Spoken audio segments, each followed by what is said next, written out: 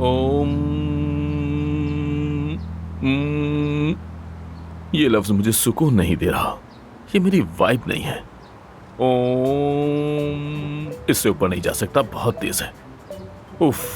आई, ये कुछ अपना अपना सा लग रहा है। उफ अम्मा, उफ उफ कहने को दिल चाह रहा है। ये मराकबे के लिए बिल्कुल मुनासिब नहीं है। यासिर, यासिर, तुमने आमिर को देखा है क्या? वो कहाँ पर है? कसम से किसे मालूम के कहाँ है।